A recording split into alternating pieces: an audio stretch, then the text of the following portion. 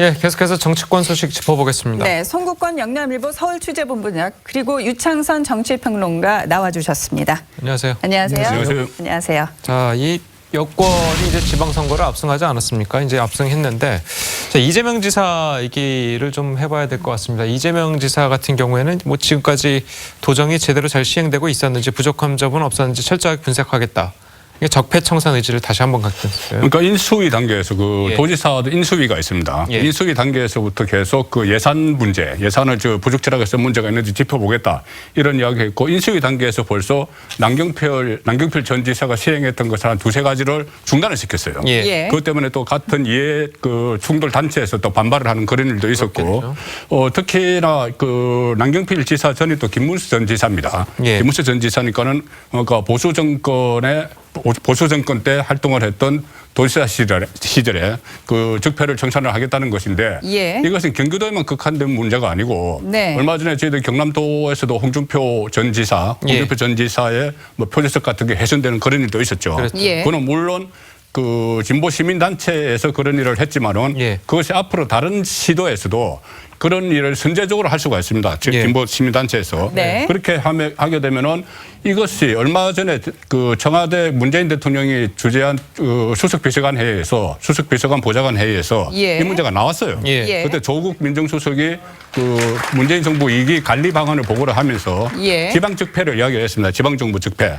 그러니까 문재인 대통령이 그 기강 회의를 점검을 하라고 했고 그때 청와대 관계자가 그러니까 사정기관들을 동원해서 점검을 하겠다고 했어요. 물론 그것이 하면서 이것은 전번에 그 지방 정부가 아니고 이번에 당선된 민주당 후보들이 많이 당선된 지방 정부를 대상으로 하겠다고 했지만 그것을 하다가 보면은 그 전임 그 지자체장, 지방자치단체장에게도 또 어떤 뭐 수사나 여러 가지 조사가 미칠 수가 있죠. 그렇죠. 예. 그렇기 때문에 지금 이 가장 그 또 지방 정부에서 가장 지금 관심을 갖기 시작한 것이 각 지방 정부 적폐청산. 예. 그러니까 중앙 정부 차원에서 적폐청산이 일단은 됐다고 보면은 예.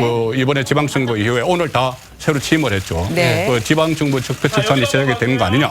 그런 또 분석도 나오고 있습니다. 그런데 이재명 지사 측이 이제 내건 적폐청산 의지 과제 중에 좀 특별한 게 눈에 띄는 게 있는 게 뭐냐면요.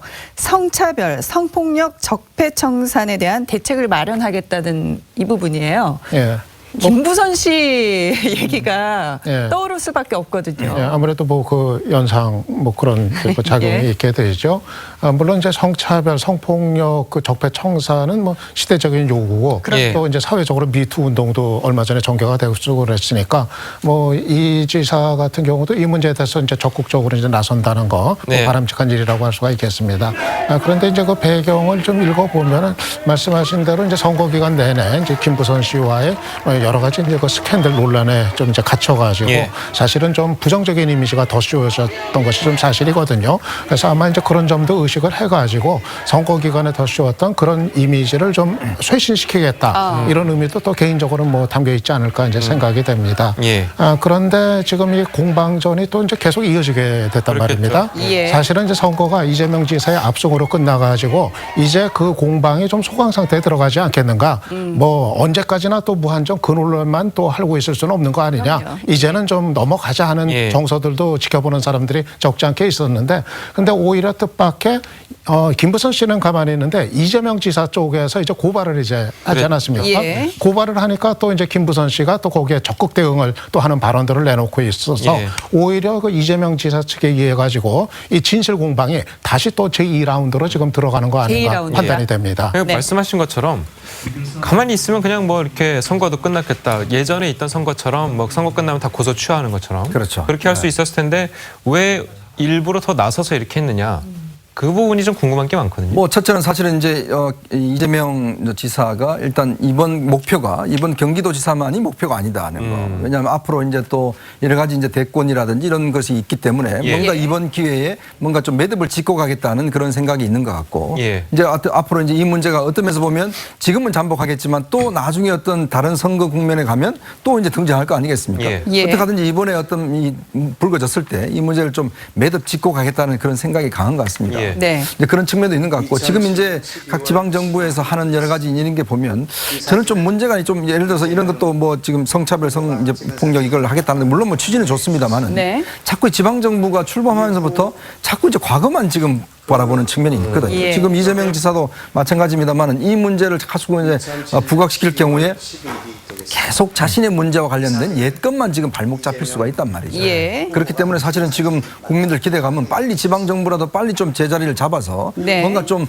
새로운 정책과 새로운 비전들을 보여줘야 되는데 예. 지금 계속 지금 과거만 지금 붙잡고 가겠다고 하면 예. 또 한 번에 이제 적폐청산 무드로 또 가는 게 아닌가. 네. 솔직히 이제 그런 우려들이 솔직히 많이 나오고 있습니다. 그런데 이런 측면도 예. 있습니다. 일반적으로 그 보통 큰 선거가 끝나고 나면은 서로 고소 고발권을 많이 제한을 합니다. 그렇죠. 그 끝나고 나면. 그런데 이번에는 좀 양상이 다른 것이 그 지금 바른미래당에서 이재명 이제 지사죠. 이재명 지사를 고발해 놓은 상태예요. 예. 예. 그때 그 김영환 후보가 상당히 문제를 제기했었고 그 이후에 바른미래당에서 이재명 지사를 고발을 했고 그때 허위 사실 공표죄로 고발을 했죠. 예. 그렇기 때문에 어차피 경찰 수사를 받게 돼 있어요. 예. 이재명 지사 쪽에서는 예. 그렇기 때문에 본인도 맞대응을 하는 차원에서 네. 본인이 직접 고소는 하지 않지만은 가짜뉴스 대책단 그 캠프에 있던 가짜뉴스 예. 대책단을 통해서 예. 같이 맞고발을 하는 그런 성격이 있거든요. 예. 그렇기 때문에 이것은 뭐 저희들 생각이야 더 이상 이런 문제를 좀 거론하지 않았으면 좋겠다고 하지만은 네. 네. 양쪽에 또 경찰 수사가 남겨져 있기 때문에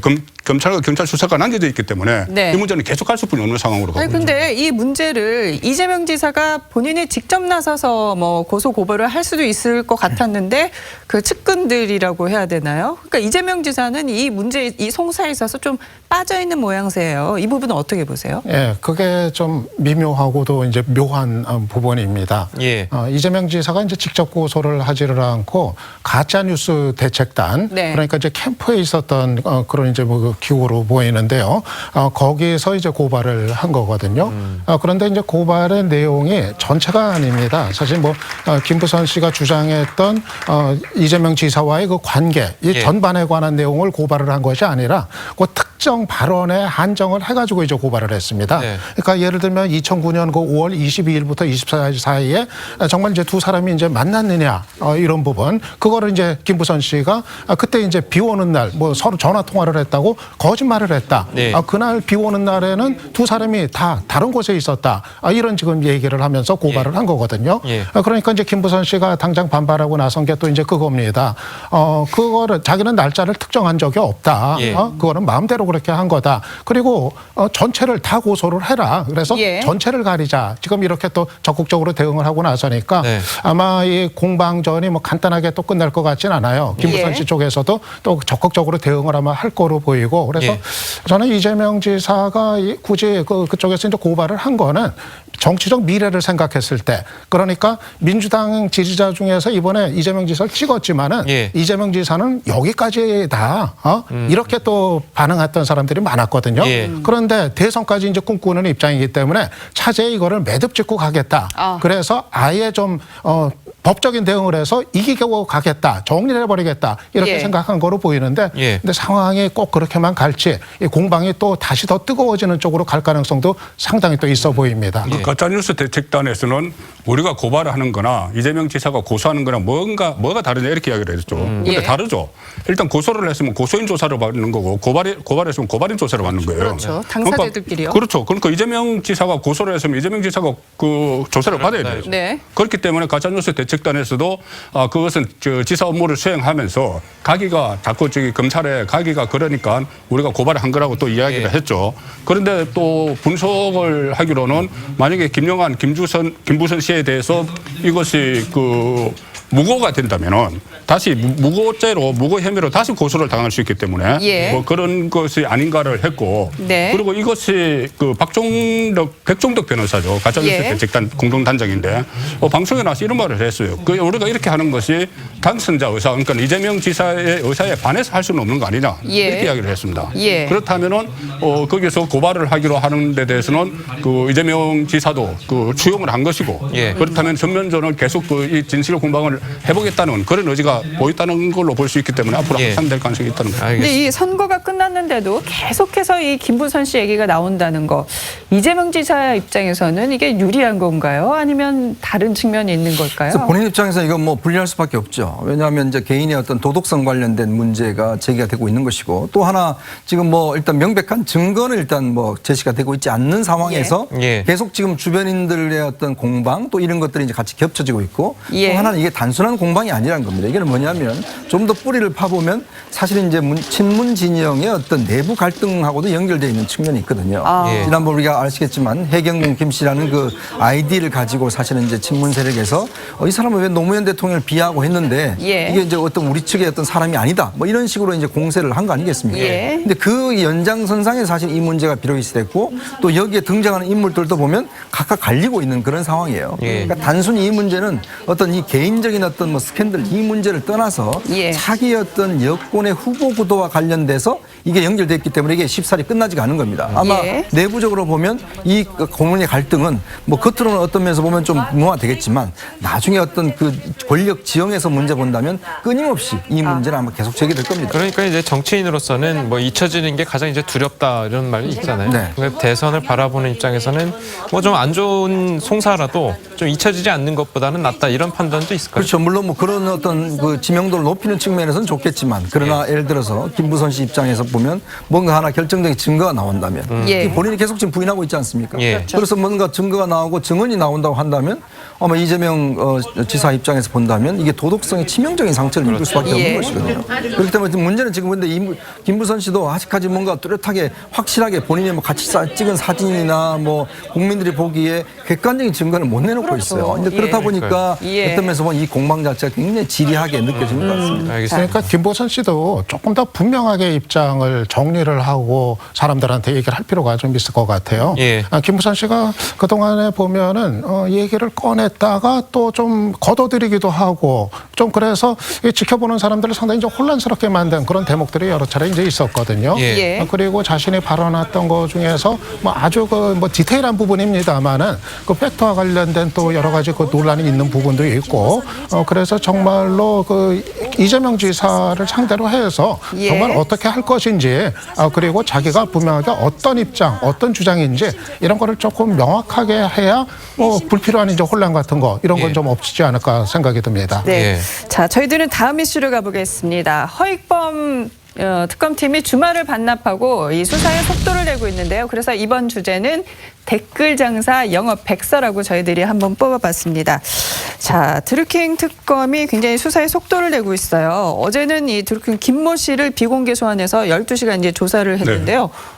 예상 밖으로 굉장히 뭐라 그럴까요? 사실- 가속도를 예. 내고 있어요. 좀 늦게 출발하는 측면도 있고요. 예. 그래서 제일 처음에 강압 수사를 그 도르킹과 서유기 그 경공모 해운제 서유기에 그 구치소를 압수수색을 했고 또 변호사 두 사람이 연관되어 있지 않습니까? 인사 관련해서 예. 그 변호사들의 사무실과 주거지를 압수수색을 했고 도르킹을 어제까지 연 이틀 동안 두 번을 불렀어요.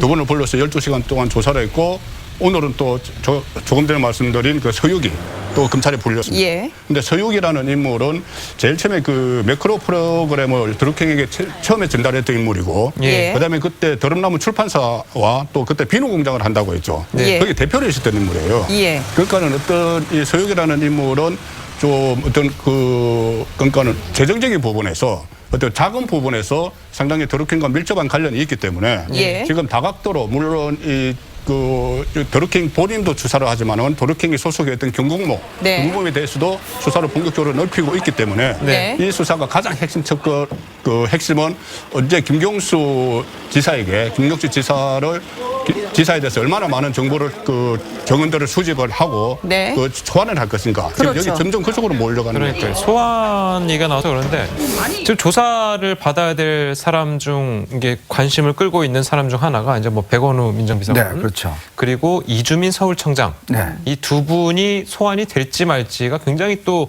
그 뭐 인터넷이라든지 뭐 네. 여론이라든지 관심이 많아요. 어떻게 보십니까? 결국 이제 허익범 특검의 성공 여부는 일단 성역 없는 수사를 하는 게 예. 제일 관건이겠죠. 네. 그러기 위해서는 일단 현재 권력, 즉 청와대에 관련된 사람들, 지금 송인배 비서관이나 백원호 비서관이라든지 이분들을 예. 이제 아마 뭐 조사를 하고 넘어가야 될 겁니다. 예. 하지 않을 수는 없는 것 같고 또 이제 이번에 이제 수사가 이제 4개 항목이지 않습니까? 예. 그 중에서 이제 지금 보면 아직까지 명확하게 표하면 안 됐지만 예. 이 검찰과 경찰의 부실 수사와 관련된 조사 이거는 예. 뭐 불가피한 것 같아요. 그래서 이제 지금 뭐 이주민 서울경찰청장이 처음에 이 조사 단계에서 상당히 김경수 지사를 이제 좀 어떤 면에서 보면 좀 이제 일모에서는 옹호했다고 할지 뭐 감췄다 할 건가요? 이제 그런 쪽의 어떤 인상을 비춰줬다는 예. 거. 그다음에 초동 수사가 왜 이렇게 부실했냐는 것들. 예. 이런 부분에 짚고 넘어가야 되는데 일단은 특검이 이제 지금 초점은 먼저는 일단 이 드루킹과 관련된 수사인 것 같습니다. 네. 그렇기 예. 때문에 일단 여기에 집중을 하고 일단 지금 원래 특검부가 3명이기 때문에 예. 각 특검보별로 일단 수사의 아이템들이 좀 다를 것 같아요. 예. 예. 그래서 아마 이런 것들이 좀 동시에 아마 진행될 가능성도 저는 있다고 봅니다. 네. 뭐니 뭐니 해도 초미의 관심사는 김경수 지사가 언제 소환 조사를 받을지 그 부분인 것 같아요. 어떻게 전망하세요? 그래서 아마 특검에서 어느 정도 허위범 특검에서 어느 정도 그 빠른 속도로 관련자들의 정언을 확보를 하든가 아니면은 지금 그 조금씩 나오고 있죠. 그 김경수 의원 사무실을 더루킹과 그 경공모 회원들이 뭐 그 19차례인가 갔다는 이런 이야기도 나오고. 네. 뭐 그러니까 내선 전화로 했다. 예, 내선 전화 그러니까 김경수 의원실에서 예. 내선 전화로 더루킹에게 전화를 했다는 것인데 예. 그것은 무슨 의미냐 하면은 김경수 의원실에 안에 있는 비서관이나 보좌관들도 더루킹의 존재를 알았다는 이야기가 되는 거예요. 예. 그러니까 예를 들어서 김경수 의원이 더루킹에게 뭐 전화를 한번 넣어봐라 이렇게 했으니까는 그쪽에서 내선으로 전화를 했다는 추측이 가능한 것이죠. 네. 그러니까 그런 여러 가지 지금 조금씩 나타나고는 그 정언들 그리고 더루킹이 그 언론에 보낸 그 편지에서 예. 밝혔던 내용들 이런 거에 대해서 어느 정도 수사를 한 시점에 김경수 지사를 그 소환을 할 것이기 때문에 예. 우선 그 주변 조사 이 속도를 먼저 지켜봐야 되겠죠. 네. 알겠습니다. 자, 저희는 또 다음 이슈로 가보겠습니다. 대한민국 국민으로서 지켜야 할 국방의 의무보다 이 개인의 종교적 신념을 지키려는 양심적 병역 거부자가 해마다 500명에서 600명 가량 된다고 하는데요. 국방부가 대체 복무 방안을 제시를 했습니다. 그래서 이번 주제는 총 근처도 못 가입니다. 네. 자, 대체 복무 관련한 논란도 상당히 지난주에 뜨거운 이슈였는데요. 네. 자, 어떻게 보십니까?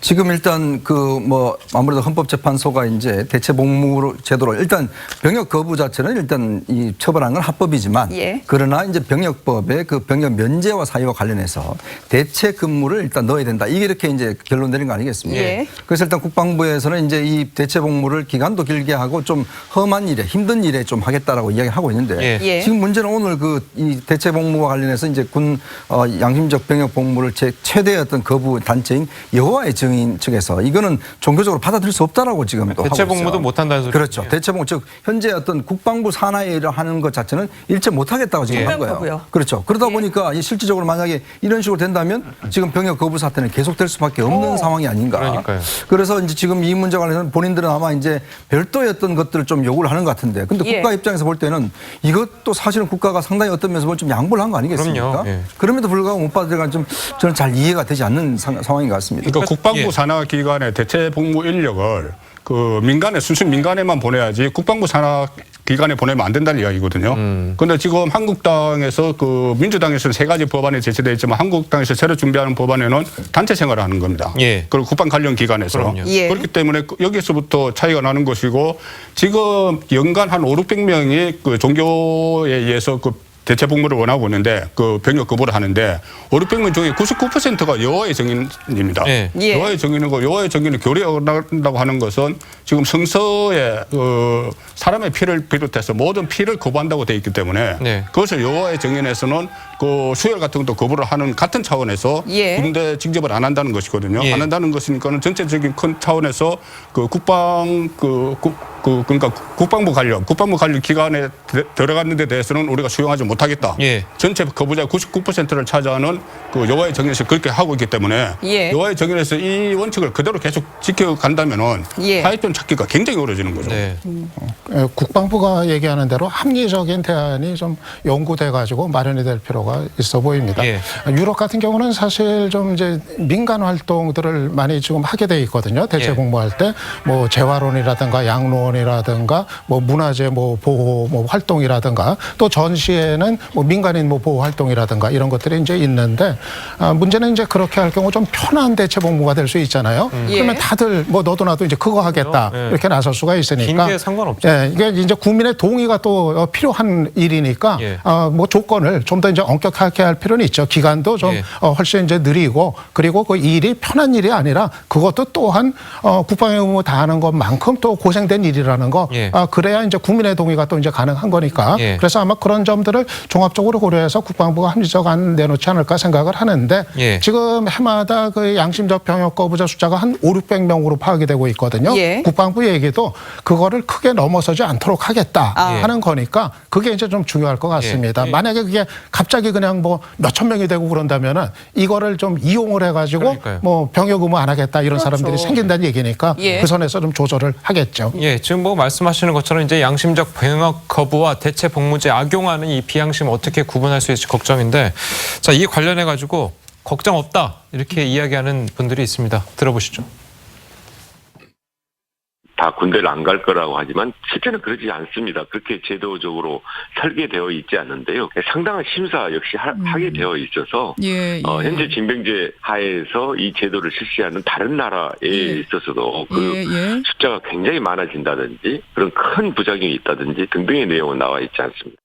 예, 좀 뭐 저희 얘기 나왔을 때 제가 이제 뭐 주변에 네. 친구들이나 뭐 이렇게 물어봤는데, 너 군대 다시 갈래 아니면 좀 길더라도 갈래 했는데 100%가 다 대체 복무를 얘기를 하더라고요. 근데 이제 이게 지금 사실 우리나라는 좀 외국에서도 뭐 80개국 중에서 40개국 정도가 사실은 이제 이 제도를 채택을 하고 예. 있는데 그 중에서도 이제 우리나라 같은 경우는 이제 굉장히 분단국이고 또 어떤 전시의 어떤 위험스러운 상황이 있지 않습니까? 예. 그러니까 평상시 때는 모르겠지만 그렇다면 이제 어떤 위급한 전시 상황에서 그럼 어떻게 할 것이냐 이 문제가 또 불거지는 것이고 그렇죠. 예. 그때 예를 들어서 만약에 그런 이유를 들어서 양심의 이유를 들어서 할 경우에 어떻게 할 것이냐. 그래서 독일 같은 경우는 당장에 그 상황을 심사하는 게 아니라 오래전부터 추적 심사를 해요.